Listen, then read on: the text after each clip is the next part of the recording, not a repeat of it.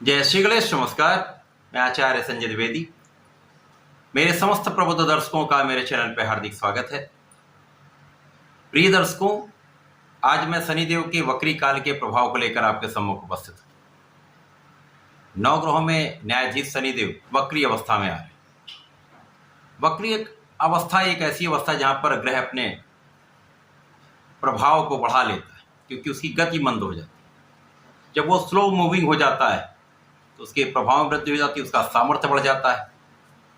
शनिदेव वैसे ही सर्वाधिक slow moving planet, सबसे धीमे चलने वाले ग्रह, जिसके कारण इनके प्रभाव में अत्यधिक वृद्धि होने वाली। वक्री अवस्था में ग्रह का ऐसा प्रभाव दिखता है कि वो एक राशि पीछे की ओर गमन करने लगता है, अर्थात शनिदेव का प्रभाव कुंभ राशि में होकर मकर राशि की ओर होने लगेगा, जिसके कारण ये मकर तथा कुंभ के स्वामी होकर इन दोनों राशियों के प्रभाव को बढ़ाने वाले, इन दोनों भावों को बढ़ाने वाले, जिसका प्रभाव समस्त राशि के जातकों को प्राप्त होने वाला है। शनिदेव एकमात्र ऐसे ग्रह हैं जिनका अधिकतम राशियों पर प्रभाव पड़ता है। 5 राशियां प्रत्यक्ष रूप से प्रभावित होती हैं, जिनमें 3 राशियों पर साढ़े साती का प्रभाव होता है, 2 पर ढैया का प्रभाव होता है। अन्य राशियों पर अप्रत्यक्ष प्रभाव इस प्रकार से पड़ता है जहां पर गोचर का प्रभाव हो या दशा का प्रभाव, अंतर्दशा का प्रभाव हो। इस पूरे जगत में कोई भी व्यक्ति शनि के प्रभाव से बच नहीं सकता। तो शनिदेव अत्यंत प्रभावी भी हैं, एक गुरु भी हैं, आध्यात्मिकता के कारक भी हैं, क्षमता के कारक हैं, अंधकार के कारक हैं, अवसाद के कारक हैं, परंतु शनिदेव रंक से राजा भी बनाते हैं। शनिदेव कर्म प्रधान देव हैं, जो कर्मों के अनुसार ही आपके फलों को प्रदान करते हैं। जो व्यक्ति इस समय में अपने कार्य को निष्ठा के साथ संपादित करता है, कोई छल कपट नहीं करता है, किसी को सताता नहीं, अन्याय नहीं करता है, गलत ढंग से पैसा नहीं कमाता है, दूसरों की जितनी क्षमता है उसके अनुसार कहीं ना कहीं सहायता करता है, चाहे वो मानसिक रूप से हो, शारीरिक रूप से अथवा फाइनेंशियली हो, किसी प्रकार से यदि वो सपोर्ट करता है तो शनिदेव उसको रंक से राजा बनाते हैं। इसके विपरीत जो छल कपट करता है, अन्याय करता है, गलत कार्य से पैसे अर्जित करता है, लोगों को सताता है, ब्राह्मणों का अनादर करता है, गरीबों का अनादर करता है, सेवकों का अपमान करता है, विकलांगों का अपमान करता है, उनको कहीं ना कहीं कष्ट देता है, तो ऐसे राजाओं को भी रंक बना देते हैं। तो शनिदेव तो अत्यंत प्रभावी ग्रह है।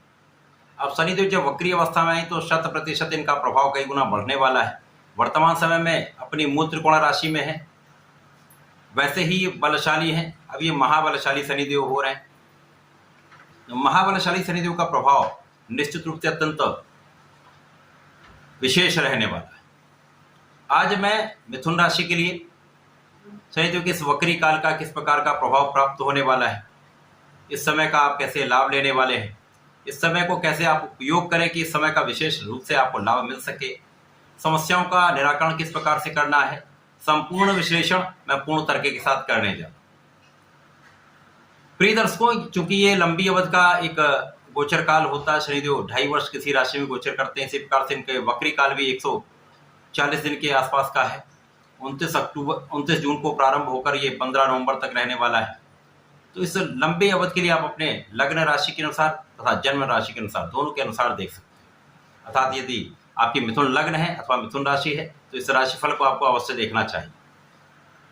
मिथुन राशि के लिए शनिदेव अत्यंत कारक भी हैं, क्योंकि बुध के मित्र हैं, भाग्य तथा अष्टम भाव के स्वामी हैं। वर्तमान समय में भाग्य भाव में ही इनका गोचर चल रहा है और ये पूरे वर्ष यहाँ पर रहने वाले हैं। साथ ही साथ ये वक्री काल, ये राशि का चेंज नहीं करेंगे, उसी ही राशि में कुंभ राशि में ही गोचर करेंगे, परंतु ये वक्री हो जाए, जिससे इस भाव का प्रभाव कई गुना बढ़ जाएगा। अब भाग्य भाव है जो अत्यंत विशेष भाव है, त्रिकोण का भाव है, जिसके कारण इस भाव की प्रबलता आपको प्राप्त निश्चित रूप से बने।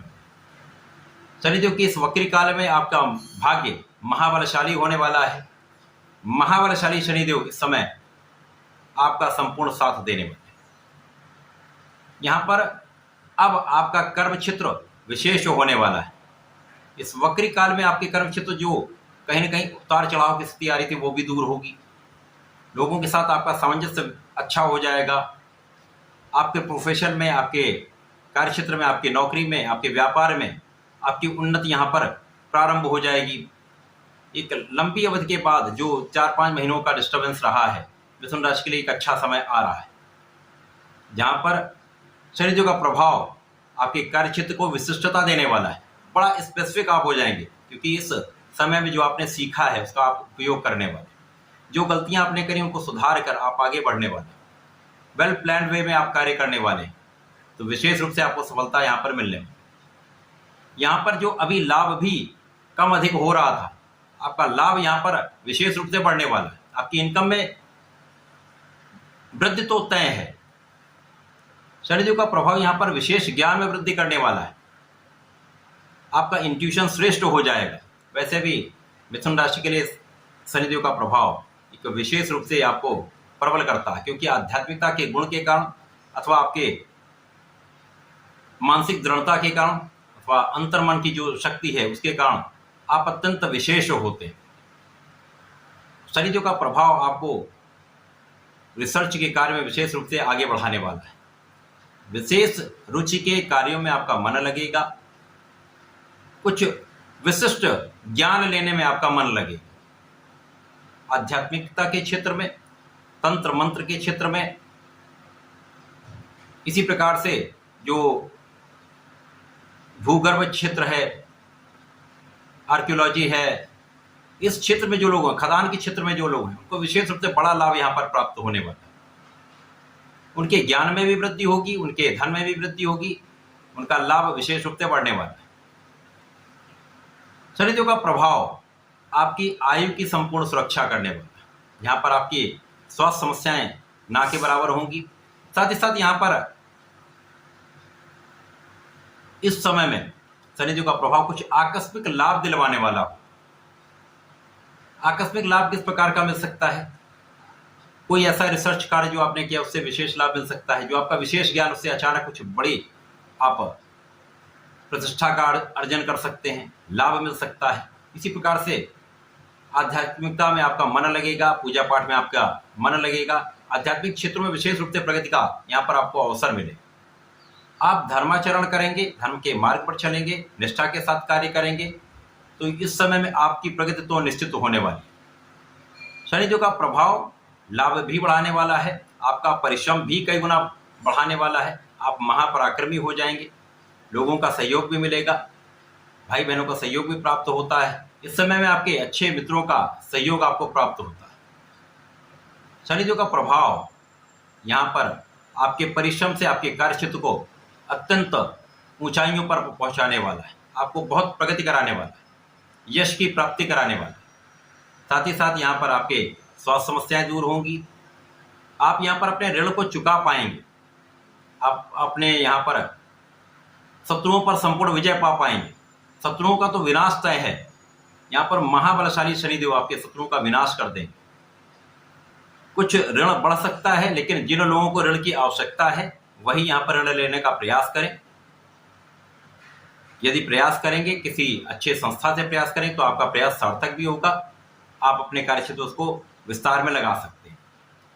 शनिदेव का प्रभाव निश्चित रूप से इस समय में आपको ऋण से मुक्त भी कर सकता है। तो अपना प्रयास यहाँ पर आप निरंतर करते रहें। आपके निरंतर प्रयास से आपको अपने कार्य में सफलता अवश्य प्राप्त हो। इसी प्रकार से इस पूरे समय में आपको सतत प्रयास करना है, परिश्रम बढ़ा के रखना है, अथक प्रयास करना है, क्योंकि इस समय में यदि आप प्रयास करते रहेंगे, पूर्ण परिश्रम करते रहेंगे, तो लाभ की वृद्धि कई गुना तय है। शनिदेव का प्रभाव अचानक कहीं से धन की प्राप्ति कराने वाला है। ये हो सकता है कि अचानक कुछ पारिवारिक संपत्ति से आपको कुछ धन का लाभ मिल जाए। परिवार के सहयोग से कुछ लाभ में वृद्धि हो सकती है। इसी प्रकार से यहाँ पर मान सम्मान का लाभ आपको मिल सकता है।